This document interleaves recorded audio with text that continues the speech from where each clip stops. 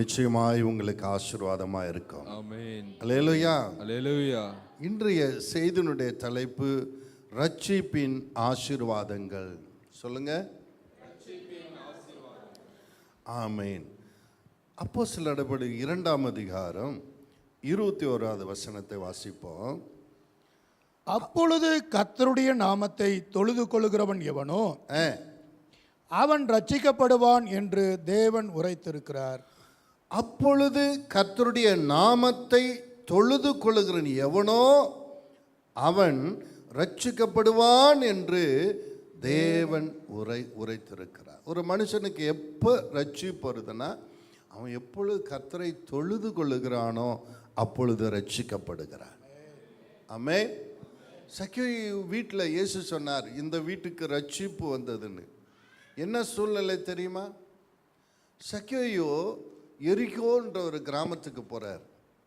இவன் வரி வசூலிக்கிறவன், பெரிய பணக்காரன், ஒரு அந்த இனத்துக்கு பெரிய தலைவனும் கூட. இவர் எப்படிப்பட்டவரோ என்று ஒரு காட்டத்தி மரத்தில் ஏறி அவர் இயேசு வருகிற வழியிலே அமர்ந்திருக்கிறார். இயேசு ஒரு திரளான கூட்டம் அவரை சூழ்ந்து கொண்டு வருகிறது. அவர் அந்த தெருவில் பிரசங்கம் பண்ணி கொண்டு போகிறார். அந்த இடத்துல வந்த உடனே, அந்த காட்டத்தி மரத்தை வந்த உடனே, சகி இறங்கி வா, நான் உன் வீட்டுக்கு வரேன் என்று சொன்னார்.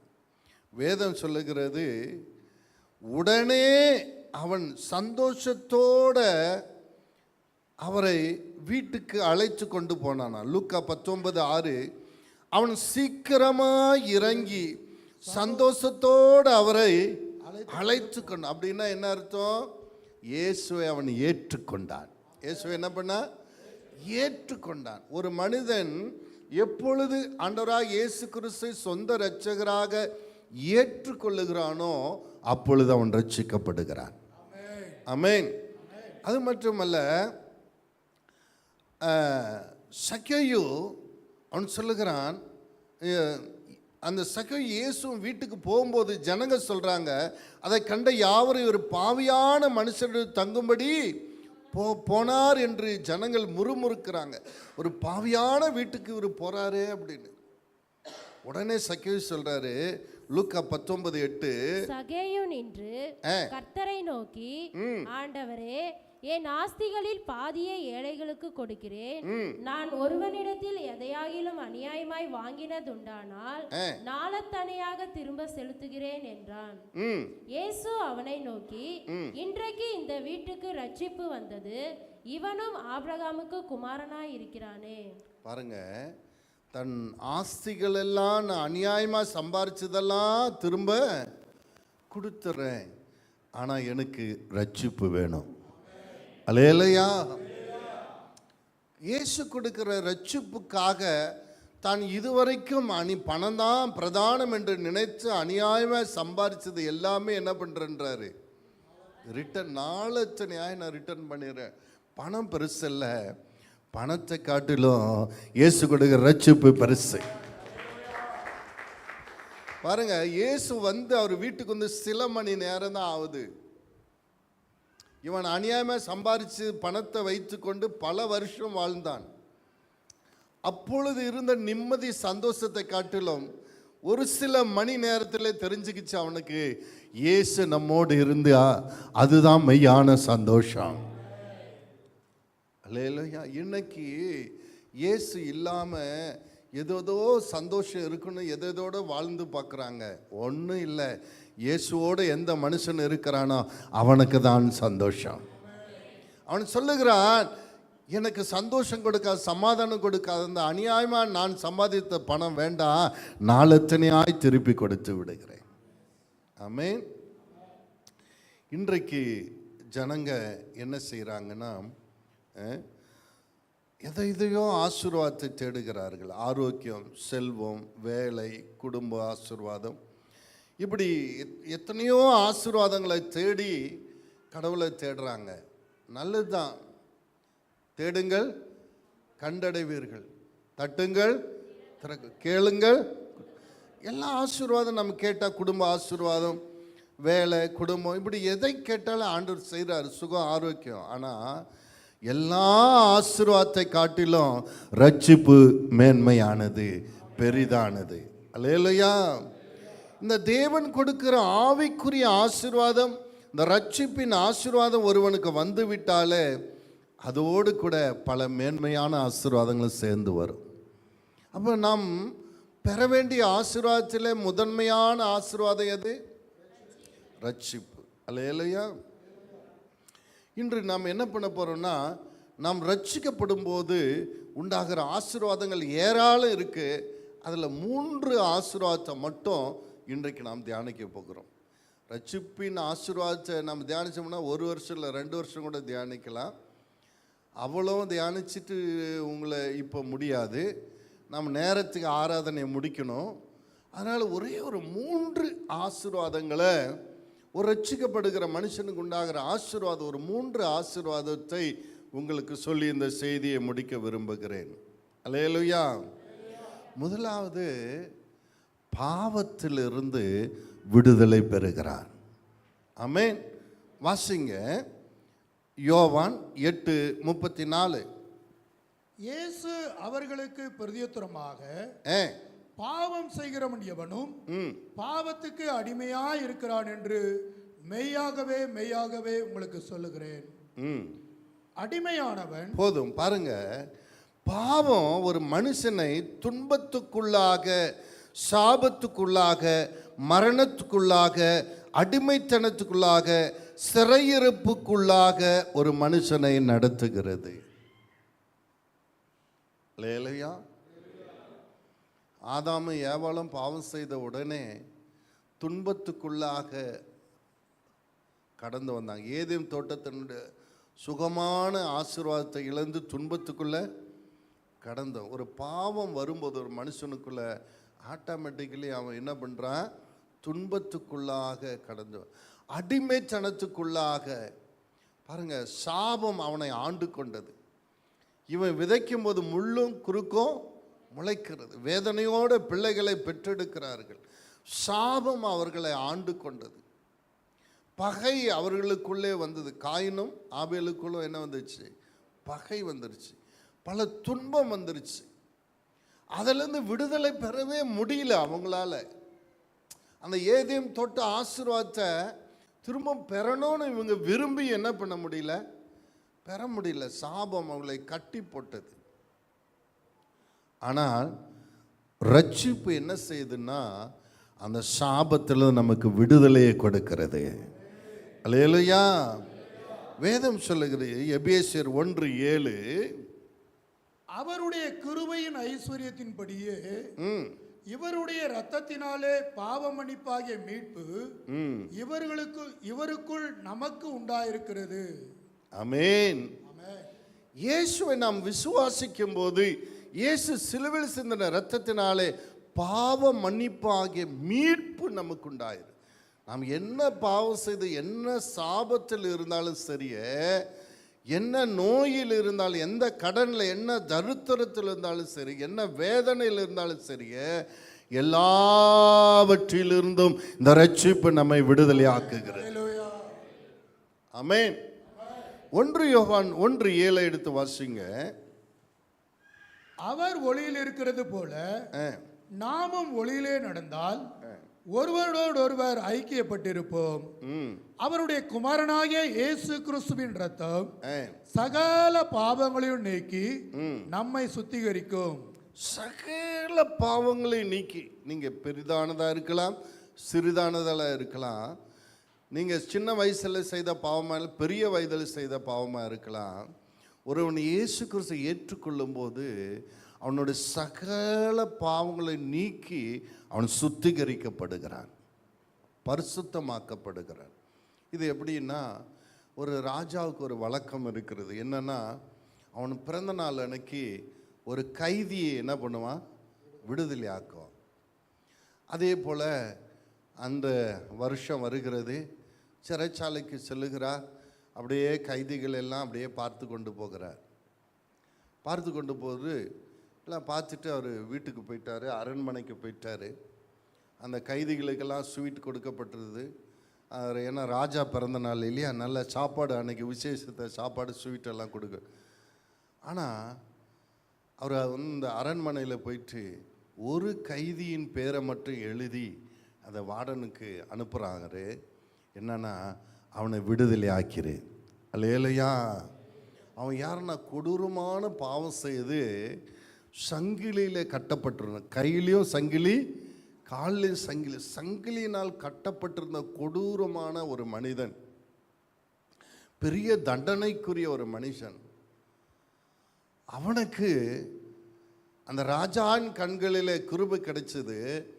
அந்த செய்தி அவனுக்கு அறிவிச்ச உடனே அவன் கையில் இருந்த சங்கிலிகளை எல்லாம் கலைச்சிட்டாங்க. அல்லேலூயா. ராஜா இவனுடைய பெயரை நியமிச்சிருக்கிறார், இவனை விடுதலாக்க சொல்லியிருக்கிறான்னு அறிவிப்பு வந்த உடனே முதல் வேலை என்ன நடந்து தெரியுமா? அவன் கையில் இருந்த சங்கிலி என்ன பண்ணாங்க? கலைச்சினாங்க. காலில் இருந்த சங்கிலியை கலைச்சினாங்க. இன்றைக்கு கூட நமக்கு ரட்சிப்பு வரும்போது, நம்ம ஆண்டவராக இயேசு கிறிஸ்து சொந்த ரட்சகராக ஏற்றுக்கும் முதல் நடக்கிற வேலை, சாத்தான் கட்டின கட்டுகள் தெறிக்கப்பட்டு போகிறது. ஆமென். சிம்சோனை பலவிதமான கயிறுனால கட்டினாங்க. சிம்சோனை எதிரி உன் மேலே வராங்கன்னும் போது பரிசுத்தான அபிஷேகம் இறங்கிடுச்சு. அது எழுதப்பட்டது, நெருப்புப்பட்ட நூலை போல என்ன பண்ணிச்சு? அது தெறிக்கப்பட்டு போச்சா. இயேசு நம் வாழ்க்கையில் வரும்போது எல்லா சாபங்களும் அடிமைத்தன நுகங்களும் தெறிக்கப்பட்டு போகும். அல்லேலூயா. ஸ்தோத்திரம், ஸ்தோத்திரம். அடுத்ததாக இரண்டாவது ஆசீர்வாதம் என்ன அப்படின்னா, புதிய வாழ்க்கை மற்றும் பரிசுத்த ஆவியானுடைய நிறைவை நமக்கு தருகிறார். இரண்டாவது ஆசீர்வாதம் என்ன? புதிய ஒரு வாழ்க்கை, புதிதான ஒரு வாழ்க்கையையும் பரிசுத்தான் அபிஷேகத்தையும் நமக்கு தருகிறார்.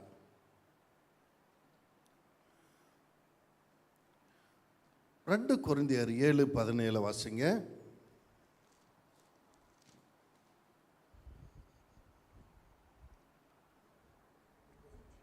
2 கொரிந்தியர் 5:17. இப்படி இருக்க ஒருவன் கிறிஸ்துவுக்குள் இருந்தால் புதிய சிருஷ்டியா இருக்கிறான், பழையவைகள் ஒளிந்து போயின, எல்லாம் புதிதாயின. ஒரு மனிதன் கிறிஸ்துவுக்குள்ள வரும்போது அவனுக்குள்ளே சில மாற்றங்கள் நடக்க ஆரம்பிக்கிறது. என்னோடு இருந்தவங்களுக்கு எல்லாருக்கும் என்னை பற்றி தெரியும். ஆனால் சர்ச்சுக்கு போக போக போக போக என்னிடத்தில் வந்த மாற்றங்களை பார்த்து எல்லாரும் கேட்டாங்க, என்னடா ஆளே மாறிட்ட, ஆளே மாறிட்ட அப்படின்னு. ஆமென். அன்பு பிள்ளைகளே, நீங்கள் ரட்சிக்கப்பட்டதுக்கு அடையாளம் என்னென்னா, உங்கள் வாழ்க்கையில் மாற்றம் வரணும். பக்கத்தில் கைப்பிடிச்சு சொல்லுங்கள், நீங்கள் ரட்சிக்கப்பட்டுட்டீங்கன்னா அதுக்கு அடையாளம் என்னென்னா, உங்கள் வாழ்க்கையில் மாற்றம் வரணும். என்ன மாற்றம்? முன்னை விட இப்போ ரொம்ப மோசமான ஆளா? ஆமென். முன்னை விட நான் இப்போ ரொம்ப மோசமான ஆளாகிறது தான் மாற்றமா? இல்லை, நான் கிறிஸ்துவின் சாயலை தரித்து கொள்ள வேண்டும். ஆமென். என்னை கம்பெனியில் பாதி பேர் இயேசுநாதர்னு கூப்பிட்டாங்க. ஆமென். யாருன்னா கம்பெனிக்காரங்க இருந்தாங்களேன்னா, ஃபேலன்னு சொன்னாங்களேன்னா, சூசை எப்படின்னு கேளுங்க. அவங்கள என்னென்னு கூப்பிடுவீங்கன்னு கேளுங்க. இயேசுநாதரே, ஏய் வா அப்படின்வாங்க. இல்லையா? ஏன்னா என்னுடைய நடவடிக்கைகளெல்லாம் என்ன ஆகி போச்சு? சேஞ்ச் ஆயிடுச்சு. அவங்களுக்கு தெரியும் நான் எவ்வளோ மோசமாக இருந்தேன், எப்படி மாறினன்றது எல்லாமே தெரியும். அதனால் அவங்க என்ன பண்ணிட்டாங்க? பேர் இயேசுநாதர்னு வச்சுட்டாங்க. ஆமென். உங்கள் கம்பெனியில் என்னென்னு கூப்பிட்றாங்க? அல்லேலூயா. ஞாயிற்றுக்கிழமை உங்களுக்கு வேலை, யாரெல்லாம் பார்க்குறீங்க? ஓட்டி முதல் ஆளாக போய் சூப்பராக, நீ கிறிஸ்டினாச்சு சர்ச்சுக்கு போலியான்னு. இல்லை சார். அவமானம். அவன் கேட்குறா, நீ கிறிஸ்டின் சர்ச்சுக்கு போலியா, இங்கே வந்து நிற்கிறேன், முதல் ஆளாக வந்து நிற்கிறேன். அப்படி இல்லை. நான் ஒரு ஞாயிற்றுக்கிழமை கூட நான் போனதில்லை. சூப்பராஜ் தெரியும். சூசை சார் கொஞ்சம் சரி ஓகே, அவர் புரிஞ்சுக்குவார். இல்லையா? ஒரு ஞாயிற்றுக்கிழமை கூட இந்த விநாயகர் சதுர்த்தி லீவு விட்டாங்களேனாக்க என்ன பண்ணுவாங்க? ஞாயிற்றுக்கிழமை வேலை வைப்பாங்க. போனதே கிடையாது. ஏன் அப்படின்னா, நான் உடன் ஊழியக்காரனாக இருந்ததுனால எனக்குன்னு ஒரு பகுதி பொறுப்பாக இருந்தது. ஒரு பகுதிக்கு ஒரு கோஆர்டினேட்டராக இருந்தேன். அதனால் நான் வாரமெல்லாம் சுவிசேஷம் அறிவித்த மக்கள் சண்டே வருவாங்க, அங்கே என்னை தேடுவாங்க. என்ன பண்ணுவாங்க? எங்கள் சூச பிரதரை காணணும். அவங்க ரொம்ப கஷ்டப்படுவாங்க. அதனால் நான் அங்கே இருந்தேன்னா வாசப்படியிலே இருப்பேன். நான் சுவிசேஷம் அறிவித்த மக்கள் வரேன், வந்தாக்க அப்படியே எனக்கு ரொம்ப சந்தோஷம். வாங்க வாங்கன்னு கூட்டிகிட்டு போய் அவங்கள அழகாக உட்கார வச்சு அவங்க பக்கத்தில் நான் உட்காந்து, ஏன்னா புதுசாக வந்திருக்காங்களே ஒரு மாதிரி கூச்சமாக இருக்கல, அதனால் நான் அவங்க பக்கத்தில் உட்காந்து எல்லாரும் வந்து முட்டி போடும்போது நீங்கள் முட்டி போட முடியலனாலும் பரவாயில்ல உட்காந்துக்கோங்க அப்படின்னுவேன். அவங்களுக்கு ரொம்ப கம்ஃபர்டபுளாக இருக்குது. ஏன்னா கொஞ்சம் நேரம் தான் புதுசாக வரவங்க முட்டி போட முடியும், நம்ம ஆட்டுக்கு ரொம்ப நேரம் முட்டி போடுவாங்க இல்லையா. இப்படி அவங்கள ஒரு கம்ஃபர்டபுள் ஜோனில் அவங்கள நடத்தி ஆராதனை முடிஞ்ச உடனே பாஸ்டர்கிட்ட கொண்டு போயிட்டு, வாங்க பாஸ்டர்கிட்ட ஆசீர்வாதம் வாங்கிக்கோங்க, உங்களுக்கு ரொம்ப நல்லதுன்னு ஆசீர்வாதம் வாங்கி கொடுத்து அவங்கள அப்படியே அனுப்பிச்சி விடுவோம்.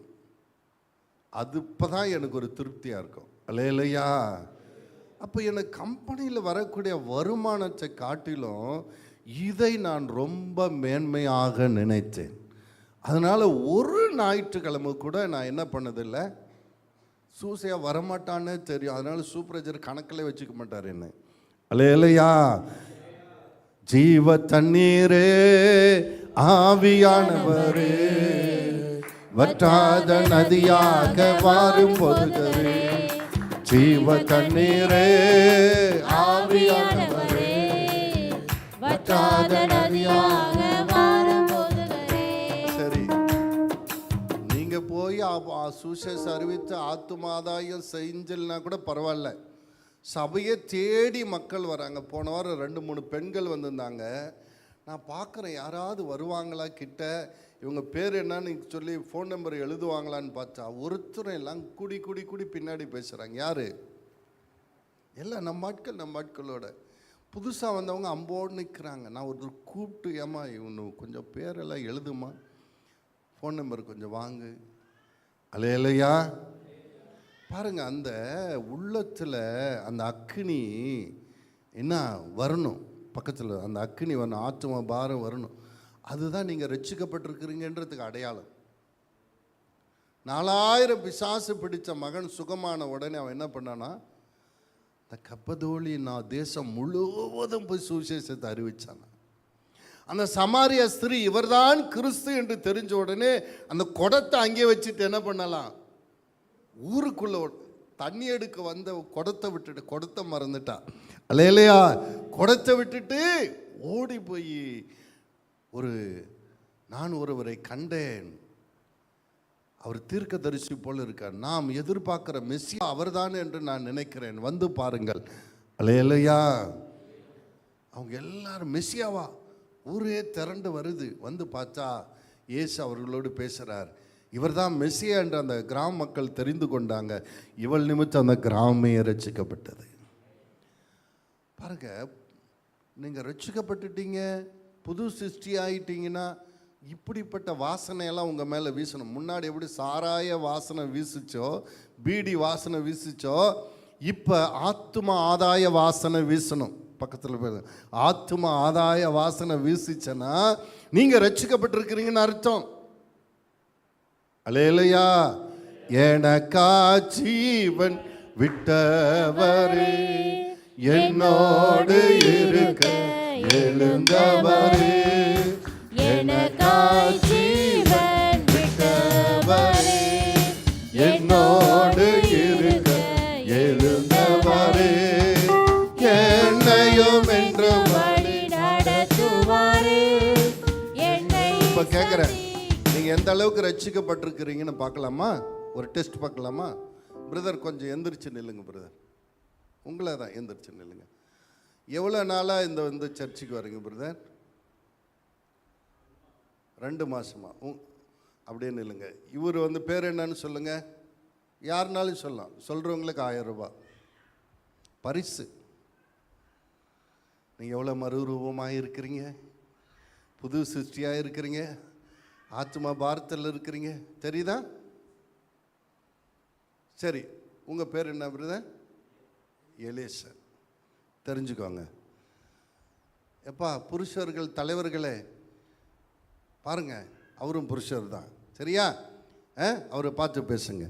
ராஜா வருகிறார் ஆயத்தமாவோ, ராஜா வருகிறார் ஆயத்தமாவோ, இயேசு வருகிறார். எதிர்கொண்டு செல்லுவோம் நம் இயேசு வருகிறார். ஊரு ஊரா போய் சொல்ல வேண்டாம்ப்பா, பக்கத்தில் உட்கார மனுஷனாவது பாருப்பா. சொல்லு, ஊரு ஊரா போய் சுவிசேஷம் சொல்லாது, பக்கத்தில் இருக்கிறவங்களா போய் பாரு. அல்லேலூயா. ஆமே, நான் புது சிருஷ்டியாக மாறணும். மழுங்கி போன கத்தி என்ன பண்ணணும்? திருப்பணத்தணும். எலும்பு சீயோனே, அந்த வசனத்தை வாசிங்க. ஏசாயால, ஏசாயா எத்தனையாவது அதிகாரம், எத்தனையாவது வருஷம்? எலும்பு சீயோனே, எலும்பு உன் தூசியை உதறிவிட்டு எலும்பு. வாசிங்க, வாசிங்க. 52:1. எலும்பு எலும்பு சீயோனே, எலும்பு எலும்பு சீயோனே, உன் வல்லமையை தரித்துக்கொள், உன் வல்லமையை தரித்துக்கொள். பரிசுத்த நகரமாகிய எருசலேமே, பரிசுத்த நகரமாகிய எருசலேமே, உன் அலங்கார வஸ்திரங்களை உடுத்திக்கொள். அல்லேலூயா. எலும்பு உன் தூசியை உதறிவிட்டு ரட்சிக்கப்பட்ட ஒரு போலியான ஒரு முகமுடியை தரித்து கொண்டிருக்கிறாய். நீ போட்டு இருக்கிறது ஒரு போலியான முகமுடி. நான் ரட்சிக்கப்பட்டேன் அப்படின்றது. அந்த முகமுடியை களைந்து போடு, உதறி போடு. நீ ரட்சிக்கப்பட்டிருந்தா நீ புது சிருஷ்டியாக இருக்கணும். அல்லேலூயா. அதில் நிச்சயமாக ஆத்துமா பாரு. ஏன்னா ரட்சிக்கப்பட்டவங்க எல்லாரும் என்ன பண்ணாங்க? யோவானில் பாருங்க, மெசியாவை பிலிப்பு காண்றார். வாசிங்க, யோவான் 1ஆம் அதிகாரத்தில். அவர் போய் என்ன பண்ண? நாத்தான்வேலுக்கு சொல்றார். இல்லை, நாத்தான்வேலு பிலிப்புக்கு சொல்றாரா? வாசிங்க, நான் மெசியாவை கண்டேன்னு. வாசிங்க. அதற்கு நாத்தான்வேல் நாசரேத்திலிருந்து. யார் யாருக்கு போய் சொல்றது? அதுக்கு முன்னாடி வசனத்தை வாசிங்க. பிலிப்பு நாத்தான்வேலை கண்டு. அதுக்கு முன்னாடி வசனம். பிலிப் என்பவன் அந்திரேயா பேதுரு என்பவர்களுடைய ஊராகிய பெத்சாய்தா பட்டணத்தான். பிலிப்பு நாத்தான்வேலை கண்டு, நியாயப்பிரமாணத்திலே மோசையும் தீர்க்கதரிசிகளும் எழுதியிருக்கிறவரை கண்டும், அவர் யோசேப்பின் குமாரனும் நாசரேத் ஊரானும் ஆகிய இயேசுவே என்றான். பாருங்க, இப்போ பிலிப்புக்கு தெரிஞ்சிருச்சு இயேசு யாரு. இயேசு யாரு? கிறிஸ்து. அன்னைக்கு கிறிஸ்து இப்போ எப்படி கிறிஸ்து வருவார் என்று எதிர்பார்க்கிறோமோ, அப்போ கிறிஸ்து பிறப்பார் என்று எதிர்பார்த்துட்டு இருந்தாங்க. புரிஞ்சுச்சா? வேதத்தை வாசிக்கும் போது புரிஞ்சு வாசிக்கணும். இப்போ எப்படி இயேசு வருவார்னு எதிர்பார்க்குறோமோ, அப்போ எப்போ என்ன பண்ணுவாங்க? கிறிஸ்து அப்போ பிலிப்புக்கு அதுக்கு முன்னாடி பார்த்தா இன்னொருவர் சொல்கிறாங்க, இயேசு தான் கிறிஸ்துன்னு. அவர் பார்த்துட்டு தெரிஞ்சிருச்சு இவர் தான். அவர் பேச்சு உபதேசங்கள்லாம் பார்த்த உடனே பிலிப்புக்கு தெரிஞ்சிருச்சு இவர் தான் கிறிஸ்துன்னு. ஓடி போய் யாருக்கு சொல்கிறாரு? அவருடைய நண்பருக்கு நாத்தான்வேலுக்கு சொல்கிறாரு. என்னன்னு சொல்கிறாரு? நான் கிறிஸ்துவை கண்டேன், வந்து பார். பாருங்க, ரட்சிப்பு என்பது ஒரு செகண்டில் உங்களை மறுரூபமாக்கும். அல்லேலூயா. அது என்ன செய்யணும்? நான் பெற்ற இன்பம் மற்றவங்களும் பெறணுன்ற ஒரு தூண்டுதலை கொடுக்கும். அல்லேலூயா. அப்படி ஒரு உணர்வு இல்லைனாக்க உங்கள் ரட்சிப்பு செத்து கிடக்கிறது. அல்லது அடுப்பில் பார்த்தீங்கன்னா, அடுப்பு எரிஞ்சு அணைஞ்சு உள்ள நெருப்பு இருக்கும், மேலே என்ன இருக்கும்? சாம்பல் இருக்கும். அந்த நெருப்பினுடைய அனல் சுத்தமாக வராது. என்னன்னா, அந்த சாம்பல் என்ன பண்ணியிருக்கோம்? தடுத்து வைத்திருக்கும். அதே போல் உங்கள் உலக கவலை, உலக எண்ணங்கள் அல்லது ஒரு போலியான வேஷங்கள் உங்களை மூடி இருக்குமானால், பெண்கள் என்ன செய்வாங்கன்னா, அந்த விறகு இப்படி தட்டி இப்படி உள்ளே தள்ளி கொஞ்சம் ஊதுவாங்க. ஊதனோட அந்த நெருப்பு என்ன செய்யும்? அனல் அதிகமாகி அந்த கட்டையை பிடிச்சி எரிய ஆரம்பிச்சிடும். நான் இப்போ உங்களை ஊதிட்டு இருக்கேன். இப்போ என்ன வேலை செய்கிறேன்னு தெரியுமா? பாஸ்டர் ஊதிட்டு இருக்கிறார். அனலாகுங்க, நீங்கள் எரிந்து மற்றவங்களை எரிய பண்ணுங்க. அல்லேலூயா. ராஜா வருகிறார் ஆயத்தமாவோ, ராஜா வருகிறார் ஆயத்தமாவோ, இயேசு வருகிறார் எதிர்கொண்டு செல்லுவோம். எபேசியர் 1:13 வாசிங்க. நீங்களும் உங்கள் ரட்சிப்பின் சுவிசேஷமாகிய சத்திய வசனத்தை கேட்டு விசுவாசிகள் ஆனபோது வாக்குத்தத்தம் பண்ணப்பட்ட பரிசுத்த ஆவியால் அவருக்குள் முத்திரை போடப்பட்டீர்கள். பலவிதமான அந்நிய ஆவியினாலே நிறைந்திருந்த உங்களுக்கு ரட்சிக்கப்பட்ட உடனே தேவன் கொடுக்கிறது தன்னுடைய பரிசுத்த ஆவியை கொடுக்கிறார். மனிதன் என்பது ஒரு சட்டி போல, அதுக்குள்ளே என்ன இருக்கோ அதுக்கு தகுந்தபடி அது செயல்படும். அதே போல் அந்நிய ஆவி உங்களுக்குள்ள இருந்துச்சு, அதுக்கு தகுந்தபடி செயல்பட்டீங்க. இப்போ கிறிஸ்துவின் ஆவி, பரிசுத்த ஆவி உங்களுக்குள்ள பிதா கொடுக்கிறார். நம்ம யாரை போல செயல்படணும்? பவுல் சொல்கிறாரு, முன்னாடி நீங்கள் உங்கள் அவயங்களை அக்கிரம காரியத்துக்கு ஒப்பு கொடுத்ததை போல இப்பொழுது உங்களுடைய ஆவியங்களை தேவனுடைய நீதியை நிறைவேற்ற ஒப்பு கொடுங்கள் என்று. அப்போ என்னன்னா, அந்த ஆவிக்கு இந்த சரீரத்தை ஒப்பு கொடுத்தோம், இப்போ கிறிஸ்துக்கு இந்த சரீரத்தை ஒப்பு கொடுக்கணும். அதுதான் ரட்சிக்கப்பட்ட மனுஷனுடைய இயல்பு. அமேன், அமேன். முன்னாடி இந்த இந்த கையினால் நிறைய தவறு செஞ்சுருப்போம், இந்த வாயினால் நிறைய கெட்ட வார்த்தை பேசியிருப்போம், இந்த கால்கள் நிறைய தவறான இடத்துக்கு போயிருக்கோம். இப்போ ரட்சிப்பு அடைஞ்சாச்சு, இயேசு சொந்த ரட்சகரை ஏற்றுக்கொண்டாச்சு, நம் பாவம் மன்னிக்கப்பட்டாயிற்று. இப்போ இந்த கை என்ன செய்யணும்? நன்மை செய்ய பயன்படுத்தணும். இந்த வாய் என்ன செய்யணும்? நன்மை செய்ய, கர்த்தரை துதிக்க, சுவிசேஷ அறிவிக்க, மற்றவங்களை பாருங்கள். காணாத தேவனை நீங்கள் அப்படியே உருண்டு பிறண்டு ஆராதித்து பல கோடி காணிக்கை கொடுக்கிறத காட்டிலும் காண்கிற உங்கள் சகோதரிகளுக்கு காண்கிற மனுஷனுக்கு ஒரு நல்ல வழியை காட்டுறது ரொம்ப சிறந்தது. இன்னைக்கு உலகமே காணாத தேவனுக்காக உயிரையும் கொடுக்குறன்றாங்க, காண்கிற சகோதரனுக்கு குண்டூசி கொடுக்க மாட்டேங்கிறாங்க. அல்லேலூயா. ஏன் அந்த உலகம் இப்படி சீரழிந்து இருக்குதுன்னா அதுதான். ஆமென். ஆண்டவர் என்ன சொல்கிறார்? காண்கிற சகோதரனிடத்தில் அன்பு கூறாதவன் காணாத தேவனிடத்தில் எப்படி அன்பு கூறுவான்? அவன் பொய்யன் என்று வேதம் சொல்லுது. எப்படியா? பொய்யன். அதனால் நம்ம வாழ்கிற இடத்துல நம்மளை சுற்றி இருக்கிறவங்கள் ஆசீர்வாதமாக இருக்கணும், நாம் அடைந்ததை போல் நல்வழியை அவர்களை அடையணுன்ற பேசிக்கான ஒரு எண்ணம் தான் நாம் ரட்சிக்கப்பட்டு இருக்கிறோம் என்பதை வெளிக்காட்டுகிறது. ஆமென். எனக்கா ஜீவன் விட்டவரே, என்னோடு இருக்க எழுந்தவரே, எனக்கா ஜீவன் விட்டவரே, என்னோடு இருக்க எழுந்தவரே, என்னையும் என்று வழி நடத்துவாரே, என்னை சந்திக்க. யோவான் 14:26 வாசிங்க.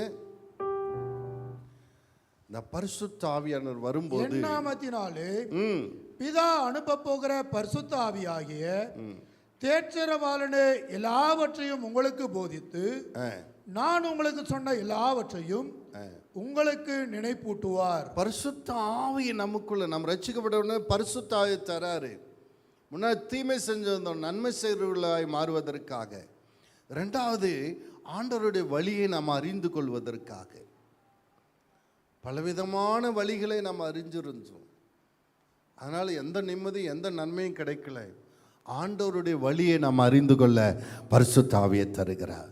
இந்த வேதம் இருக்கிறதே, இந்த வேதத்தை நீங்கள் அறிந்து கொள்ள வேண்டும், பரிசுத்த ஆவியை பெற வேண்டும். கர்த்தருடைய ஆவியே இல்லாமல் கர்த்தருக்குரியதை அறிய மாட்டான். நீங்கள் இந்த வேதத்தை சத்தியத்தை அறிந்து கொள்வதற்காக, இந்த சத்தியத்தின் ரகசியங்களை அறிந்து ஆசீர்வாதத்தை பெற்றுக்கொள்வதற்காக பரிசுத்த ஆவியை கொடுக்கிறார். ஒருவேளை நான் ரட்சிக்கப்பட்டுட்டேன் அப்படின்ற நிச்சயத்தோடு இருக்கிறவங்க பரிசுத்த ஆவியை பெறலைன்னா வாஞ்சிங்க. ரட்சிப்பும் பரிசுத்த வேற வேற இல்லை, ரட்சிப்போடு இணைந்து வருவது தான் பரிசுத்தாவின் அபிஷேகம். பேதுரு பிரசங்கம் பண்ணுங்க, மனம் திரும்பி ஞானஸ்தானம் பெற்றுக்கொள்ளுங்கள், அப்பொழுது நீங்கள் வாக்குத்தத்தம் பண்ணவிட்ட பரிசுத்த ஆவியை பெற்றுக்கொள்வீர்கள். ஆமென். இது உங்களுடைய சொத்து. கர்த்தர் உங்களுக்கு வாக்குத்தத்தம் பண்ணியிருக்கிறார். நீ கர்த்தருடைய வழியை அறிந்து அதிலே நடவதற்கு அவர் உங்களுக்கு தன்னுடைய ஆவியை இலவசமாய் கொடுக்கிறார். ஆமென். அடுத்ததாக கலாத்தியர் 5:23 வாசிப்போம். ஆவியின் கனியோ அன்பு, சந்தோஷம், சமாதானம், நீடிய பொறுமை, தயவு, நற்குணம், விசுவாசம், சாந்தம், இச்சையடக்கம், இப்படிப்பட்டவைகளுக்கு விரோதமான பிரமாணம் ஒன்றும் இல்லை. ஆவிக்குரிய கனிகள் உள்ளவர்களாக கர்த்தர் நம்மை மாற்றுகிறார். நாம் ஆண்டவர் சொந்த ரட்சகராக ஏற்றுக்கொண்டு புது சிருஷ்டியாகி நம் பாவம் மன்னிக்கப்பட்டு பாவத்திலிருந்து விடுதலையாகி பாவம் கழுவப்பட்ட உடனே பரிசுத்த ஆவியானவர் வருகிறார். அடுத்தது என்ன செய்கிறார்? நாம் நன்மை செய்கிறவராய் மாற்றுகிறார். அவருடைய வழியை அறிந்து கொள்ள உதவி செய்கிறார். ஆவின் கனியை தருகிறார். ஆவியானவர், நீங்கள் ரட்சிக்கப்பட்டுட்டீங்க, ஆவியானவர் உங்களுக்குள்ள வந்துட்டார்னா உங்களிடத்தில் என்ன இருக்கணும்? அன்பு இருக்கணும். என்ன இருக்கணும்? அன்பு. இரண்டாவது, உங்கள் வாழ்க்கையில் சந்தோஷம். எப்படி இருக்கு? ஏன் கேட்குற புலம்புறனாலே நீ ஒழுங்காக ரட்சிக்கப்படலன்னு அர்த்தம் இல்லையா? என்ன வந்தாலும் சோத்திரம், எது நடந்தாலும் சோத்திரம். எப்படி இருக்கிறீங்க? ஆண்டவர் கிருபையில் நல்லா இருக்கேன் இல்லையா? ஏன்னா ஏதாவது எனக்கு ஒன்று நடக்குதுன்னா அது நன்மைக்காக தான் இருக்கும். அதனால் எப்படி இருக்கிற? ஏன் கேட்குறேன்னெல்லாம் சொல்ல மாட்டேன், நல்லா இருக்கிறேன். ஆமென். பாருங்கள், உங்கள் வாயின் வார்த்தையை வைத்து கண்டுபிடிக்கலாம் நீங்கள் ரட்சிப்பில் இருக்கிறீங்களா இல்லையா, இல்லை ரட்சிக்கப்பட்டு சாம்பல் மூடிட்டு இருக்குதா இல்லையான்னு. ஆமென். எப்பொழுதும் நாம் சந்தோஷமாயிருங்கள், எப்பொழுதும் சந்தோஷமாயிருங்கள். பலவிதமான காரியத்தை காதில் கேட்டு உங்கள் சந்தோஷத்தை கெடுத்துக்குவாங்க நிறைய பேர். இந்த துர்ச்செய்தி கேட்கும்போது என்ன ஆகும்? மனம் துக்கம் வரும் இல்லையா? துர்ச்செய்தி வரும்போது மன துக்கம் வரும் இல்லையா? தேவையில்லாமல் சில பெண்கள் பார்த்தோன்னா டிவியில் சீரியல் ஓடும், அதில் பல பிரச்சனைகள், பல இது, அவங்க அழுவாங்க, இவங்களும் சேர்ந்து அழுவாங்க இல்லையா? பல தேவையில்லாதவங்க உறவினர்கள் கூட இருக்கலாம், அவங்க தேவையில்லாத காரியத்தில் ஈடுபட்டு பல துன்பத்தில் சிக்கி பல அவமானம் அடைஞ்சிருப்பாங்க. அவங்க பாரத்தை எங்கே கொட்டுறதுன்னு தெரியாமல் ஃபோன் பண்ணுவாங்க. இவங்களை கொட்டிட்டு அவங்க ஆள இவங்க ஆளன்னு அழுதுட்ருப்பாங்க இல்லையா? துன்பப்படுறதுக்கு ஆறுதல் சொல்கிறது தப்பில்லை, ஆனால் அவங்க ரட்சிப்புக்குள்ளே நீங்கள் நடத்தணும். ஐயா, இவ்வளோ வேதனைக்கு என்ன காரணம்? உங்கள் வாழ்க்கையில் இவ்வளோ வேதனைக்கு என்ன காரணம்? நீங்கள் ஒரு கேள்வி கேட்கணும். அப்போ சொல்லுவாங்க, எங்கள் தாய் வேண்டான்னு சொன்னாங்க, தகப்ப வேண்டான்னு சொன்னாங்க, பெரியவங்க வேண்டான்னு சொன்னாங்க, நான் தான் அந்த தவறான முடிவெடுத்தேன், நான் இவ்வளோ சிக்கலில் மாட்டிக்கினேன். தவறு செஞ்சுக்கிறீங்கன்னு தெரியுதில்ல, இயேசு உங்கள் தவறை மன்னிக்கிறார், புது வாழ்வு தருவார், வாங்கன்னு சொல்லணும். ஒரு கதை கேட்டுட்டு அவங்களோட ஆள்ற நீங்கள் பண்ணிகிட்ருக்கூடாது இல்லையா? சில துர்ச்செய்தினாலும் உங்கள் மனதை பாரப்படுத்தி கொள்ளுகிறார்கள், சமாதானத்தை இழக்கிறார்கள். நம்ம ரொம்ப ஜாக்கிரதையாக இருக்கும். கர்த்தர் கொடுத்த அபிஷேகத்தை என்ன பண்ணணும்? ரொம்ப ஜாக்கிரதை. சோகமான பாட்டு போட்டு கேட்குறது. நான் ஒரு நாள் சொன்னேன், இப்படியெல்லாம் சோக பாட்டெல்லாம் கேட்கவே கேட்காது இல்லையா? அது உன் வாழ்க்கையை நாசம் பண்ணிடும். மியூசிக் ரொம்ப பவர்ஃபுல், அது ஜாஸ்தி. எப்போவுமே உங்கள் வாழ்க்கையில் சோகப்பாட்டை கேட்கக்கூடாது. கேட்டிங்களேனாக்கா உங்கள் மனதை அப்படியே சோர்வடைய செய்து உங்களை ரொம்ப லோவாக்கிறோம். ஆமென். எப்பவுமே உற்சாகமான வெற்றி பாடல்கள், மகிழ்ச்சி பாடல்களை கேட்கணும். ஜெயம் கொடுக்கும் தேவனுக்கு கோடி கோடி சோத்ரம், வாழ்வளிக்கும் இயேசு ராஜாவுக்கு வாழ்நாளெல்லாம் சோத்ரம். அல்லேலூயா அல்லேலூயா பாடுவேன், ஆனந்த துணியால் உயர்த்துவேன். உங்க உங்கள் மனம் என்பது அழகான ஒரு ரோசா செடி. காலையில் எப்படி இருக்கும் ரோசா செடி? பூ பூத்து அப்படி மலர்ந்தாள். அதில் நல்ல தண்ணி, பச்சை தண்ணி ஊற்றுனா என்னாகும்? இன்னும் குளிர்ச்சியாகி இன்னும் அது அழகாக தன் இலைகளை விரித்து அப்படியே கொண்டாடும். கொஞ்சம் சுடுதண்ணி ஊற்றுனா என்னாகும்? அது வேரில் சுடுதண்ணி ஊற்றுனா என்னாகும்? அந்த பூ சுருங்கி கருகி போயிடும். உங்கள் மனமும் அப்படி தான். புரிஞ்சுக்கோ, நான் எப்படி சொல்கிறது உனக்கு. அலையலையா, நல்ல செய்தி கேட்கும்போது உங்களுக்குள்ள சந்தோஷம் பெருகும். துர்ச்செய்தி கேட்கும்போது உங்கள் மனம் வாடி போயிடும். சந்தோஷமாக இருங்கள். ஏன் மீண்டும் சொல்லுகிறேன், சந்தோஷமாக இருங்கன்னா, இப்படி நம்ம ஆட்கள் தேவையில்லாத காரியத்தில் மூக்க நீட்டி அவங்க சந்தோஷத்தை கெடுத்துக்கிறதுக்கு ரொம்ப ஆவலாக இருப்பாங்க. அலையலையா, பக்கத்தில் கர்த்தர் கொடுத்த சந்தோஷத்தை பாதுகாக்கணும். ஆமென். ஒரு தோட்டம் இருந்தால் என்ன இருக்கு? ஒரு வேலின்னு இருக்கு இல்லையா? கர்த்தர் கொடுத்த சந்தோஷத்தை காக்கிறதுக்கு நீங்கள் ஒரு வேலி போட்டிருக்கிறீங்களா? அது என்ன வேலி? கம்பெனியில் வேலை முடிஞ்ச உடனே பசங்களெல்லாம் என்ன பண்ணுவாங்க, ரவுண்டாக டின்னு போட்டு உட்காந்துக்குவானுங்க. உட்காந்துட்டு நல்லா தான் பேச ஆரம்பிப்பானுங்க. போக போக போக வேறு மாதிரி பேசுவானுங்க. நான் நைஸாக எந்திரிச்சு போவேன். ஏய் உட்காரா, நான் எந்திரிச்சாலே தெரிஞ்சிடும். கையை பிடிச்சி இழுப்பாங்க, உட்காரு, ஏன் ஓடுற அப்படின்வானு. இதெல்லாம் எனக்கு சரிப்பட்டு வராது அப்படி. அல்ல இல்லையா? உங்கள் ஆண்டவர் கொடுத்த ரட்சிப்பை, சந்தோஷத்தை நாம் காத்து கொள்ள தெரியணும். வேலி இல்லாத தோட்டமாக இருந்தால் என்ன ஆகும்? பக்கத்தில் நீங்கள் வேலி அடைக்கப்பட்ட தோட்டமா இல்லை வேலி இல்லாத தோட்டமா? ராஜா வருகிறான் ஆயத்தமாவோ, ராஜா வருகிறான் ஆயத்தமாவோ, இயேசு வருகிறார் எதிர்கொண்டு செல்லுவோம், இயேசு வருகிறார். இதான் சங்கீதக்காரன் தாவீது சொல்றாரு. சங்கீதம் 1:1 எடுத்து வாசிங்களேன் சத்தமா. ஆலோசனையில் நடவாமலும் பாவிகளுடைய வழியில் நில்லாமலும் பரியாசக்காரர் உட்காரும் இடத்தில் உட்காராமலும் கர்த்தருடைய வேதத்தில் பிரியமாயிருந்து இரவும் பகலும் அவருடைய வேதத்தில் தியானமாய் இருக்கிற மனுஷன் பாக்கியவான். இப்போ சொல்லுங்க, நீங்க சந்தோஷமா இருக்கிறதுக்கு எதை செய்யக்கூடாதுன்னு இந்த வசனம் சொல்லுது?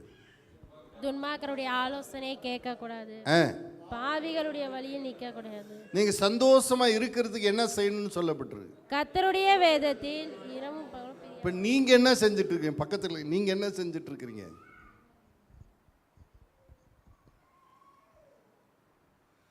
அன்பு கூறுவே இன்னும் அதிகமா ஆராதிப்பே இன்னும் ஆர்வமா. ஆமென். அன்பு கூறுவே இன்னும் அதிகமாய் ஆராதிப்பே இன்னும் ஆர்வமா, உம்மை முழு உள்ளத்தோடு ஆராதிப்பே முழு பலத்தோடு அன்பு கூறுவே.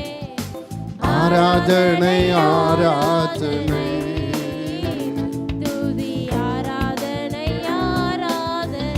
நாம் மனம் திரும்பி இயேசுவை சொந்த இரட்சகராய் ஏற்றுக்கொள்ளும் போது பாவம் கழுவப்படுகிறது. பாவ அடிமைத்தனத்தில் விடுதலை ஆகிறோம். ஆண்டவர் பரிசுத்த ஆவியை கொடுக்கிறார். அதோடு கூட நமக்கு அன்பையும் சந்தோஷத்தையும் சமாதானத்தையும் கொடுக்கிறார். இந்த சமாதானத்தை கெடுக்கிறதுக்கு தான் பிசாசு ரொம்ப முயற்சி பண்ணுவான். அண்ணன் தம்பிகளுக்குள்ளே சண்டை, அக்கா தங்கச்சிக்குள்ளே சண்டை, பக்கத்து வீட்டுக்காரருக்குள்ள சண்டை, வேலை ஸ்தலத்தில் சண்டை. ஏன்னா அவனை மூஞ்ச பார்க்கும் போதெல்லாம் என்ன ஆகும்? உனக்கு ஒரு எரிச்சல், உன் சமாதானம் கெட்டு போயிடும். தூரத்தில் இருந்தால் கூட என்னைக்கோ ஒரு நாள் வருஷத்துக்கு ஒரு மாதிரினா அப்போ தான் உன் மைண்டு கெடும். பக்கத்தில் இருக்கிறவங்களுக்கே ஏன் பிரச்சனை பண்ணுறான் பிசாசுன்னா, நான் அவனை பார்க்கும்போதெல்லாம் உன் சமாதானம் கெட்டு போகணும். அல்ல இல்லையா? நீங்கள் என்ன செய்யணும் தெரியுமா? அதுக்கு ஆப்போசிட்டாக செய்யணும். நீங்கள் பார்க்கும்போதெல்லாம் என்ன சார் டீ ஆயிட்டா, ஊட்ட ஆயிட்டா? கன்னடாக்காரர்கிட்ட ஒரு நல்ல பழக்கம் இருக்குது. ஒரு ஆளை பார்த்து ஊட்ட ஆயிட்டான்னுவான். இல்லையா? சாத்தான் வெக்கப்பட்டு போகும்படியாக நம்ம யாரெல்லாம் பகையை உண்டாக்கணும்னு நினைக்கிறானோ பக்கத்து வீட்டுக்காரையை பார்க்கும்போது, ஏன்னாம்மா ஊட்டாயிச்சா? இல்லையா? ஆமேன். சாப்பிட்டீங்களா? நல்லா இருக்கீங்களா? உங்கள் பொண்ணு எப்படி இருக்கா? நல்ல விஷயத்தை பேசி நம்ம சமாதானத்தை பில்டப் பண்ணணும். இல்லையா? எங்கெங்கெல்லாம் சாத்தான் சமாதானத்தை கெடுக்க நினைக்கிறானோ அங்கெல்லாம் சமாதானத்தை நீங்கள் வளர்க்கணும். அப்போ தான் நீங்கள் ரட்சிக்கப்பட்டுக்கிறீங்கன்றதுக்கு அடையாளம். இது எல்லாம் ஒரு பூக்கு, மல்லிப்பூக்கு ஒரு வாசனை வருகிறதை போல, ரோசாவுக்கு ஒரு வாசனை வருகிறதை போல நீங்கள் ரட்சிக்கப்பட்டுக்கிறீங்கன்றதுக்கு இது வாசனை. பக்கத்தில் இந்த வாசனை வீசுதா? நீங்கள் எல்லாருக்கிட்டையும் சமாதானமாக இருக்கிறீங்களா? உங்கள் வீட்டு பக்கத்தில் நாளைக்கு வந்து கேட்குறேன், மாறு வேஷத்தில் வந்து கேட்குறேன், அவங்க அந்த அம்மா எப்படி, அந்த ஐயா எப்படின்னு பக்கத்தில் வந்து கேட்குறேன். பக்கத்து வீட்டுக்காரர்கிட்ட, சார் தெரியாமல் இங்கே வீடு வந்துட்டேன் சார், எதனா வீடு இருந்தால் பாரு சார், நான் காலி பண்ணிக்கலான்னு. ஏம்மா? ஐயோ அந்த ஐயா இருக்கிறாரு, அந்த அம்மா இருக்கிறாங்களே, அப்படி சொல்லுவாங்களா? சார் சூப்பரான ஆள், மீந்த குழம்பெல்லாம் எனக்கு தான் கொடுக்குறாங்க. இல்லையா? அப்படி சொல்கிறாங்களா? அப்படியெல்லாம் கொடுத்து ஒரு ஐக்கியத்தை பலப்படுத்திக்கணும். கீழே ஊத்துறதுக்கு அவங்களுக்கு கொடுக்கலாமில்ல? இல்லையா? ராஜா வருகிறார் ஆயத்தமாவோ, ராஜா வருகிறார் ஆயத்தமாவோ, இயேசு வருகிறார் எதிர்கொண்டு செல்லுவோம், இயேசு வருகிறார் எதிர்கொண்டு செல்லுவோம். பள்ளங்களெல்லாம் நிரம்பிட வேண்டும், மலைகள் குன்றுகள் தகர்ந்திட வேண்டும், கோணலானவை நேராகணும், கரடானவை சமமாகணும். ரோமர் 5:1 எடுத்து வாசிங்க. ரோமர் 5:1. இவ்விதமாக நாம் விசுவாசத்தினாலே நீதிமான்களாக்கப்பட்டிருக்கிறபடியால் நம்முடைய கர்த்தராகிய இயேசு கிறிஸ்து மூலமாய் தேவனிடத்தில் சமாதானம் பெற்றிருக்கிறோம். ஆமென். தேவனுக்கு நமக்கும் ஒரு சமாதானம். நாம் பாவத்தில் இருக்கும்போது தேவனுக்கு எப்படி இருந்தோம்? தூரமாக இருந்தோம், அந்நியராக இருந்தோம், பகைநேராக இருந்தோம், சத்துருக்களாக இருந்தோம். ஆமென். ஆமாம். இப்போ நம்ம ஆண்டவராக இயேசு கிறிஸ்து ஏற்றுக்கொண்டு ரட்சிக்கப்பட்ட உடனே நாம் அவரை அப்பான்னு கூப்பிடுறோம். இல்லையா? கூப்பிட்றோமா இல்லையா? நம்ம அவரோட கிட்டி சேர்ந்திருக்கிறோம். அவருடைய ஆசீர்வாதங்கள் நமக்கு வருகிறது. நாம் தேவனிடத்தில், மனிதர்கள் மட்டுமல்ல தேவனிடத்திலும் சமாதானம் அடைகிறோம். ஆமென். அடுத்ததாக பிலிப்பியர் 4:7. அப்பொழுது எல்லா புத்திக்கும் மேலான தேவ சமாதானம் உங்கள் இருதயங்களையும் உங்கள் சிந்தைகளையும் கிறிஸ்து இயேசுவுக்குள்ளாக காத்துக்கொள்ளும். ஆமென். தேவ சமாதானம் எங்கெங்கெல்லாம் சமாதானம் வருதா? இருதயத்தில், சிந்தனையில். ஆமென். நம்ம வாழ்க்கையில் முழுசாக ஆண்டவர் சமாதானம், அவர் கொடுக்குற ஒரு கிஃப்ட் என்னன்னா சமாதானம். ஆண்டவர் ஏற்றுக்கொண்ட குடும்பத்துக்கும் மற்ற குடும்பத்துக்கு என்னையா வித்தியாசம்? இவங்க சமாதானமாக இருப்பாங்க, அவங்க சண்டையாக இருப்பாங்க, அவ்வளோதான் வித்தியாசம்.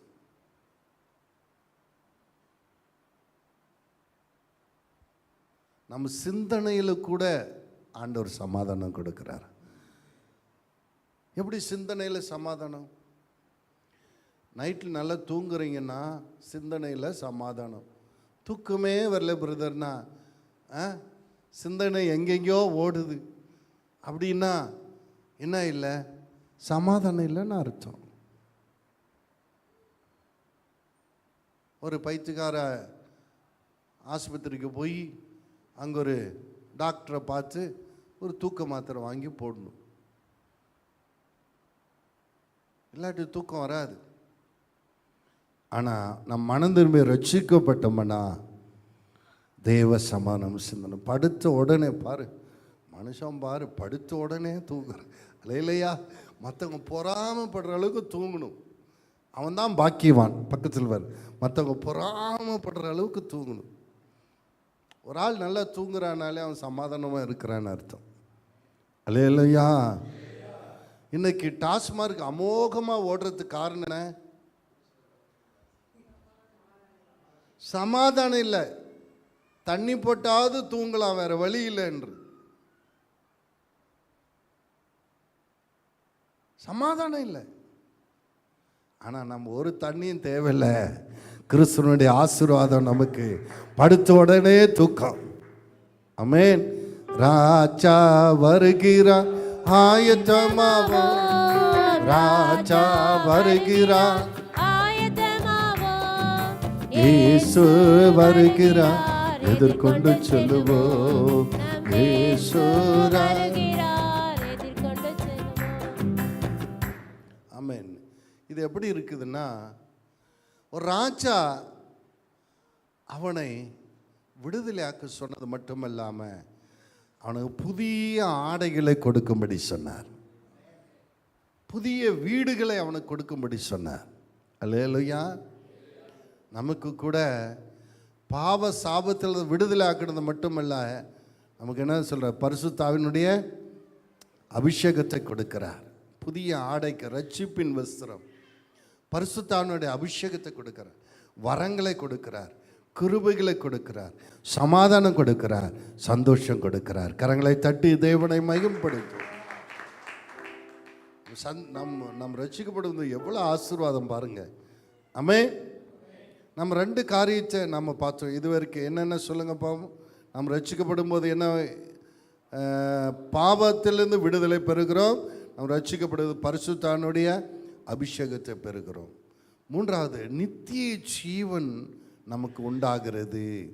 அது மட்டுமல்ல, பரலோகத்தின் வாரிசாக மாறுகிறோம். மூன்றாவது பாயிண்ட் என்ன? நாம் ரட்சிக்கப்படும் போது நித்திய ஜீவன் உறுதிப்படுகிறது, பரலோகத்தின் வாரிசுகளாக நாம் மாறுகிறோம். வாசிப்போம். யோவான் 3:16. தேவன் தம்முடைய ஒரே பேரான குமாரனை விசுவாசிக்கிறவன் எவனோ அவன் கெட்டு போகாமல் நித்திய ஜீவனை அடையும்படிக்கு அவரை தந்தருளி இவ்வளவாய் உலகத்தில் அன்பு கூர்ந்தார். நாம் அவரை ஏற்றுக்கொள்ளும் போது, சொந்த இரட்சகராக ஏற்றுக்கொள்ளும். இப்ப சகையுக்கு நித்திய ஜீவன் கிடைக்குமா கிடைக்காதா? ஏன் கிடைக்கும்? அவன் பாவத்தை விட்டு விட்டான், அந்த பாவத்துக்கு பரிகாரமாக நாளத்தனியாக கொடுக்குறேன்னுட்டான்,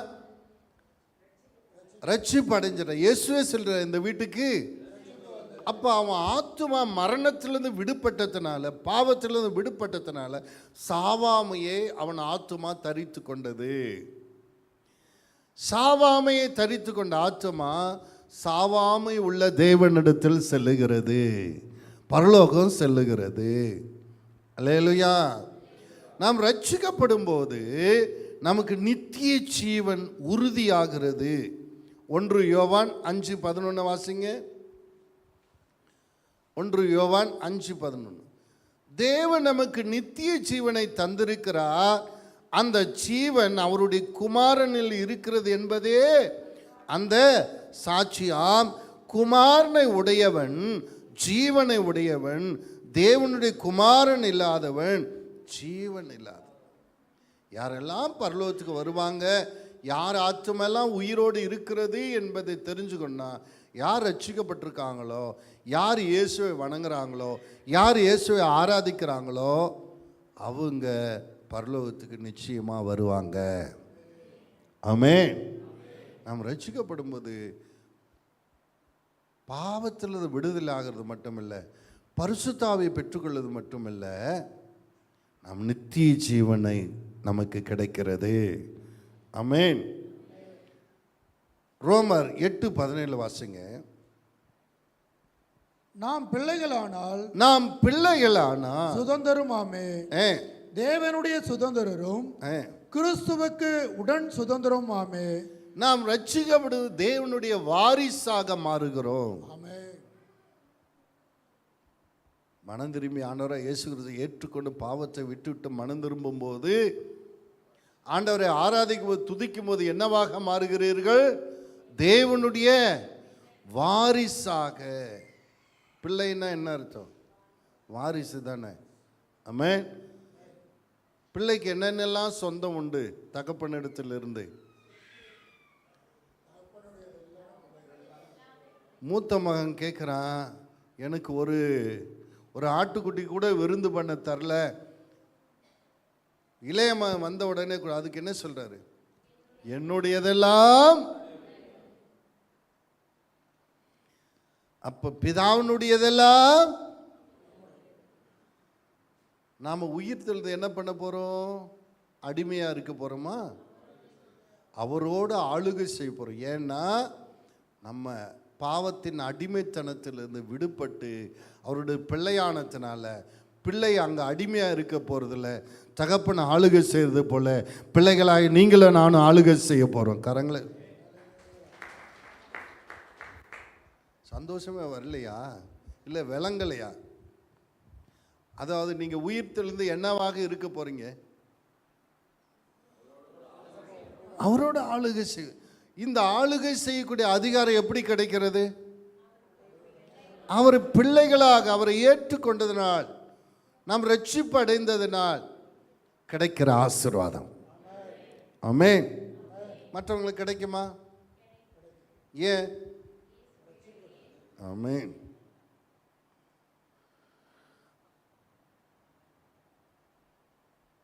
பூமியில் உள்ள சொத்துக்கள் எல்லாம் தற்காலிகமானது.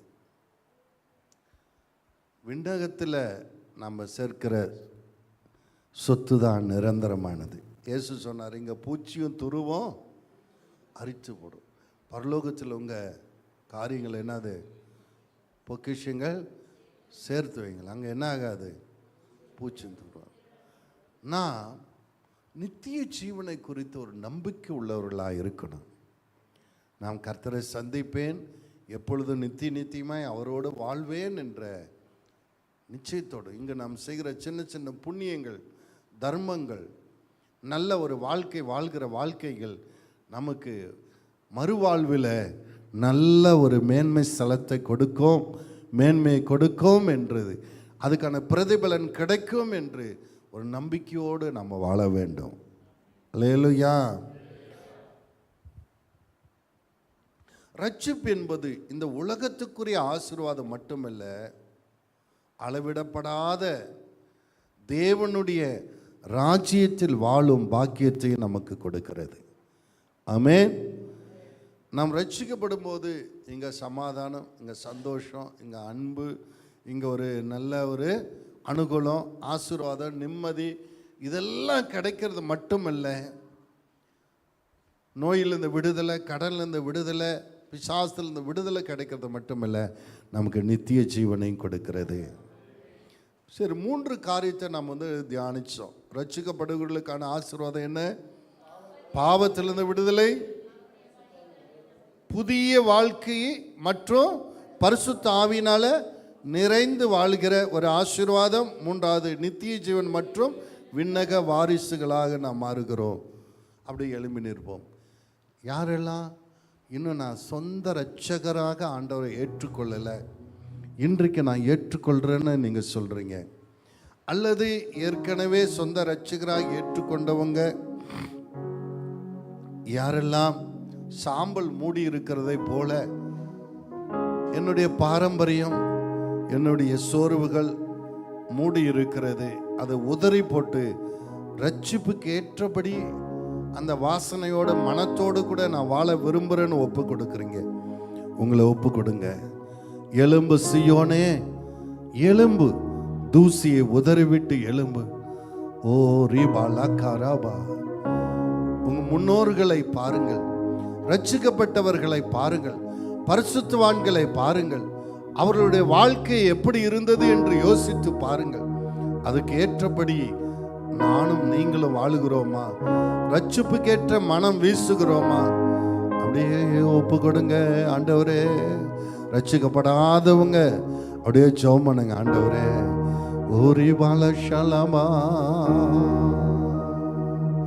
என்னை தேடி இயேசு வந்தா, எந்தன் வாழ்வை மாற்றி விட்டா. ஓஹோ, என்னை தேடி இயேசு வந்தா, எந்தன் வாழ்வை மாற்றி விட்டா. மகனானே நான் மகளானே, ஓ மகனானே நான் மகளானே, அப்பா பிதாவே என்றழைக்கும் உரிமையை எனக்கு தந்தார். அப்பா பிதாவே என்றழைக்கும் உரிமையை எனக்கு தந்தார். என்னை தேடி இயேசு வந்தார், எந்தன் வாழ்வை மாற்றி விட்டார். ஆவி தந்தார், தூய ஆவி தந்தார், ஆவி தந்தார், தூய ஆவி தந்தார். வல்லமையும் அன்பும் ஞானமும் கொண்ட பரிசுத்த ஆவி தந்தார், வல்லமையும் அன்பும் ஞானமும் கொண்ட பரிசுத்த ஆவி தந்தார். என்னை தேடி இயேசு வந்தார், எந்தன் வாழ்வை மாற்றி விட்டார். சுகமானே நான் சுகமானே, ஓ சுகமானே நான் சுகமானே, இயேசு காயங்களா சுகமானே சுகமானே, இயேசு கிறிஸ்துவின் காயங்களா சுகமானே சுகமானே, என்னை தேடி இயேசு வந்தார். எந்தன் வாழ்வை மாற்றி விட்டார். ஆமென். நான் ஒரு கதை சொன்னேன்ல, ஒரு ராஜா வருஷந்தோறும் ஒரு பாவியை, ஒரு ஜெயிலில் இருக்கிற கைதியை விடுதலையாக்குவார். அவர் பிறந்த நாள் அந்த ஜெயிலில் எல்லா கைதிகளும் பார்த்தார். ஒரு கொடூரமான பாவம் செய்து கையிலும் காலும் சங்கிலியில் கட்டப்பட்ட ஒரு கைதியும் பார்த்தார். அவர் அரண்மனையில் போய் ஒரு கடிதம் எழுதினார். அந்த கொடூர பாவம் செய்து கையிலும் காலும் கட்டப்பட்டவனை நான் விடுதலை ஆக்குறேன்னு. அது மட்டுமல்ல, அவனுக்கு உயர்ந்த வஸ்திரத்தை கொடுங்க, அவனை என் சொந்த மகனாக ஏற்றுக்கொண்டேன் என்று. அதை கேட்ட உடனே அந்த கைதி கண்ணீரினால் நனைந்து, எனக்கா இந்த விடுதலை, எனக்கா இந்த பாக்கியம், என்னையா ராஜா தன் மகனாக ஏற்றுக்கொண்டார் என்று, நானா இந்த தேசத்தினுடைய இளவரசன் என்று. அன்பு பிள்ளையே, ரட்சிப்பு என்பது இதுதான். பாவியா இருந்த உன்னையும் என்னையும் இயேசு, பாவத்தின் அடிமைத்தனத்தில் இருந்த இயேசு நம்மை கட்டுகளிலிருந்து விடுதலை ஆக்கினார். நோயின் கட்டுகள், வியாதியின் கட்டுகள், தரித்திரம் என்ற கட்டுகள், வேதனை துக்கம் என்ற கட்டுகள் இருந்து விடுதலை ஆக்கினார். ரட்சிப்பின் வஸ்திரத்தை கொடுத்தார், பரிசுத்த ஆவியை கொடுத்தார். அவர் சொந்த பிள்ளையாக உன்னை என்னை ஏற்றுக்கொண்டார். பரலோகத்தின் வாரிசுகளாய் மாறி இருக்கிறோம். அவரோடு நாம் ஆளுகை செய்ய போகிறோம். இந்த ரட்சிப்பு என்பது விலையேற பெற்ற ஆசீர்வாதத்தை கொடுக்கிறது. ஆண்டவரே, இந்த விலையேற பெற்ற ரட்சிப்பு எனக்கு கொடுத்ததற்காய் நன்றி ஆண்டவரே. இதை காத்துக்கொள்ள, ரட்சிப்புக்கு ஏற்றபடி நான் வாழ எனக்கு உதவி செய்யும். யாராவது கரங்களை தட்டி எல்லாரும் ஜெபம் பண்ணுங்க. இந்த விலையேற பெற்ற ரட்சிப்பு, இந்த விலையேற பெற்ற ரட்சிப்பை எங்களுக்கு கொடுத்ததற்காக நன்றி. என்னை தேடி இயேசு வந்தார், எந்தன் வாழ்வை மாற்றி விட்டார். ஆமென் ஆமென். என்னை தேடி இயேசு வந்தார், ஆமென். எந்தன் வாழ்வை மாற்றி விட்டார். அல்லேலூயா நான் பாடுவேன். ஆமென். ஆடி பாடி துதித்திடுவேன். அல்லேலூயா நான் பாடுவேன். ஆடி பாடி துதித்திடுவேன். என்னை தேடி இயேசு வந்தார், ஆமென். எந்தன் வாழ்வை மாற்றி விட்டார். ஒரு நிமிஷம். சகியோய் ஒரு பாவியான மனுஷன், ஊரே ஒதுக்கி வச்சிருந்தாங்க. ஆனால் அந்த ஊருக்கு இயேசு போனார். அந்த இடத்துல போனது சகி இறங்கிவான். அவன் நினைச்சான் நான் பாவி, அவர் பரிசுத்தவான், அவர் முகத்தில் மொழியறதுக்கு நான் தகுதியற்றவன் என்று. ஆனால் அங்கே நின்று சொன்னார், சகி என் முகத்தில் மொழியறதுக்கு ஒதுங்கி நிற்கிறியே, நான் வீட்டிலே தங்க போகிறேன் வான்னாரு. ஆமேன். ஆண்டவர் தரிசிக்க, ஆண்டவர் பெயரை சொல்லக்கூட தகுதியற்றவர்கள், ஆனால் இன்றைக்கு என்னுக்குள்ள உனக்குள்ளே வாசம் பண்றார். ஆமேன், ஆமேன். சகியை பார்த்து சொன்னார், இன்றைக்கு இந்த வீட்டிற்கு ரட்சிப்பு வந்தது, பாவ கட்டுகள் கலன்று போனது, அடிமைத்தன கட்டுகள் கலன்று பரிசுத்தாவின் அபிஷேகம் வந்தது, உனக்கு நித்திய ஜீவன் உண்டு. அவனுக்கு ஒரே சந்தோஷம். என்ன பண்ண, நாளத்தினையாக நான் அநியாயமாக சம்பாதிச்சது என்ன பண்ணுறேன், நாளத்தினையாக தூக்கி எறிகிறேன். அல்லேலூயா. அன்பு சொல்கிறா, உன்னை சுத்திகரி, உன் எல்லையை சுத்திகரி. சக்கிய வாழ்க்கையில், அவன் வாழ்க்கையில் சுத்திகரிப்பு வந்தது. இனி நான் பாவியாக வாழ போகிறதில்லைன்னு. ரெண்டாவது, அவன் வீடை சுத்திகரித்தான். நான் இனி அசுத்தமானதை, அருவருப்பானதை என் எல்லைக்குள் வைப்பதில்லை என்று.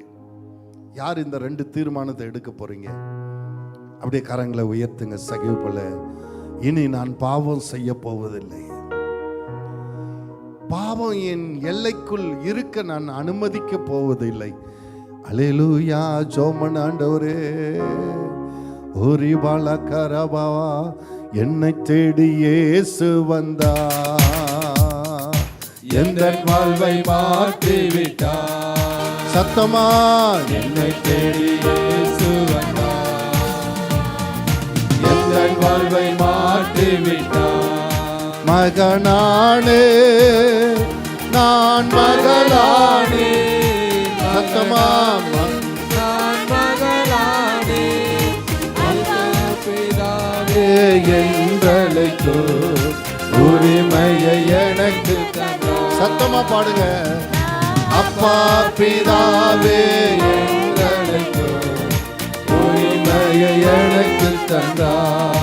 என்னை தேடி இயேசு வந்தார், எந்த வாழ்வை மாற்றி விட்டார். ஆவி தந்தார், தூய ஆவி தந்தார், ஆவி தந்தார், தூய ஆவி தந்தார். வல்லமையும் அன்பும் ஞானமும் கொண்ட பரிசுத்த ஆவி தந்தார். வல்லமையும் அன்பும் ஞானமும் கொண்ட பரிசுத்த ஆவி தந்தார். ஆமென். என்னை தேடி இயேசு வந்தார், எந்த வாழ்வை மாற்றி விட்டார். கண்களை முடிச்சோம். ஆண்டவரே, சக்கி கொடுத்த அந்த ரட்சிப்பு, அந்த சந்தோஷம், அந்த பரிசுத்தான அபிஷேகம், நித்திய வாழ்வு மீது நம்பிக்கை இவர்கள் ஒவ்வொருவருக்கு கொடுத்த ஆசீர்வதிங்கப்பா. இந்த உலகம் மாயை என்பதை உணர்ந்து கொள்ள உதவி செய்யுங்க. இந்த உலகம் மாயை என்று உணர்ந்த சக்கியு அநியாயமாய் நாளத்தினாய் திருப்பி கொடுத்ததை போல இந்த உலகம் மாயை, உலக ஆஸ்திகள் மாயை என்பதை அறிந்து கொள்ள உதவி செய்யுங்கப்பா. ஓ ரீபா லக்கா ரபா, உலக பொருட்களுக்காக, உலக காரியத்துக்காக ரட்சிப்பை இழந்து போகாதபடி ஆண்டவரே, என்ன கிரயமென்னாலும் செலுத்தி ரட்சிப்பை காத்து கொள்ளக்கூடிய வைராகியத்தை, வாஞ்சியை கொடுத்து ஆசீர்வதிங்கப்பா. இறுதி வரை இந்த பெற்ற ரட்சிப்பை காத்து கொள்ள உதவி செய்யுங்கப்பா. எத்தனை போராட்டங்கள், எத்தனை நிந்தனை, எத்தனை அவமானங்களை கொண்டு வந்தாலும், எத்தனை சோதனைகளை கொண்டு வந்தாலும், எத்தனை ஆசீர்வாத கால தாமதங்கள் உண்டானாலும், என்ன விலை கொடுத்தனாலும் நான் ரட்சிப்பை காத்துக்கொள்வேன். ஏனெனில் இந்த உலகத்தில் இருக்கிறதை காட்டிலும் ரட்சிப்பு மேலானது. உலகத்தின் ஆசீர்வாதத்தை காட்டிலும் ரட்சிப்பு மேலானது. அல்லேலூயா. ரிபாலகரபா. அப்படியே ஜெபம் பண்ணுங்க, அப்படியே ஜெபம் பண்ணுங்க. ஆண்டவரே, என் குடும்பத்தை ரட்சின்னு சொல்லுங்க. ரட்சிக்கப்படாத குடும்பத்தில் எவ்வளோ பேர் இருக்காங்களே, உங்க உறவினர்களுக்காக, நண்பர்களுக்காக ஜெபம் பண்ணுங்க. ஆண்டவரே ரட்சிங்கப்பா, இயேசுவே ரட்சியும் ஆண்டவரே. ஜெபம் பண்ணுங்க. அப்படியே உங்க ரட்சிக்கப்படாத இனத்துக்காக ஜெபம் பண்ணுங்க, நண்பர்களுக்காக ஜெபம் பண்ணுங்க. ஆண்டவரே, நான் பெற்ற இந்த ரட்சிப்பு ஆண்டவரே என் குடும்பத்தில் உள்ள எல்லாரும், எங்கள் இனத்தார், கத்தோலிக்க ஜனங்கள் எல்லாரும் ரட்சிப்படைய, எல்லாரும் பாவ சாபத்தில் விடுபட, பரிசுத்தாவின் அபிஷேகத்தை பெற்றுக்கொள்ள, நித்திய வாழ்வை பெற்றுக்கொள்ள, பரலோகத்தின் வாரிசுகளாய் மாற கர்த்தர் அவர்களுக்கு உதவி செய்யும் ஆண்டவரே. பரலோக பிதாவே, ரட்சிப்பின் ஆசீர்வாதங்கள் என்ற தலைப்பிலே ஆமென் ஆண்டவரே, நீர் உம்முடைய பிள்ளைகளோடு பேசினதற்காக நன்றி அப்பா. ஒருவன் ரட்சிக்கப்படும் போது பாவத்திலிருந்து விடுதலை அடைந்து புது வாழ்வை பரிசுத்த ஆவியின் அபிஷேகத்தை பெற்றுக்கொண்டு நித்திய ஜீவன் பெற்றுக்கொள்ளுகிறான், விண்ணக வாரிசா மாறுகிறான் என்ற தலைப்பிலே தியானிக்க கிருபை செய்ததற்காய் நன்றி அப்பா. இந்த 3 ஆசீர்வாதங்களும் இவ்வளவு சிரசின் மேல் வருவதாக, பிள்ளைகள் மேல் வருவதாக, பாவ சாப கட்டுகள் அருந்து போவதாக, எல்லா நுகத்தடிகளும் முறிந்து போவதாக, பரிசுத்தான அபிஷேகம் ஒவ்வொருவருக்கு ஊற்றப்படட்டும். அப்படியே ஆவியில நிரம்பி ஜெபம் பண்ணுங்க. ஆவி பரிசுத்தான அபிஷேகத்தை பெற்றுக்கொள்ளுங்க. பரிசுத்தான அபிஷேகத்தை பெறாதவங்க பெற்றுக்கொள்ளுங்க. ஊற்றப்பட வேண்டுமே உன்னதத்தின் ஆவி, உயிர்ப்பிக்க வேண்டும் எங்கள் தேவா. முன்மாறியாக அன்று பொழிந்திட்ட ஆவி பின்மாறியாக இன்று பொழிந்திடுமே. பொழிந்திடும் வல்லமை, உன்னதத்தின் வல்லமை, ஆவியின் வல்லமை, அக்கினியின் வல்லமை, பொழிந்திடும் வல்லமை, உன்னதத்தின் வல்லமை, ஆவியின் வல்லமை, அக்கினியின் வல்லமை உண்டு உண்டு. இயேசுவே வல்லமை உண்டு உண்டு. ஆட்டுக்குட்டியின் ரத்தத்தினால் சிங்காசனத்திலிருந்து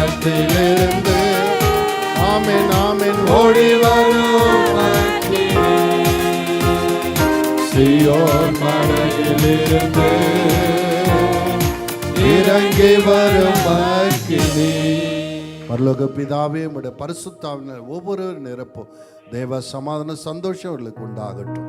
இயேசுவின் நாமத்தில் பிதாவே, ஆமென். இப்பொழுது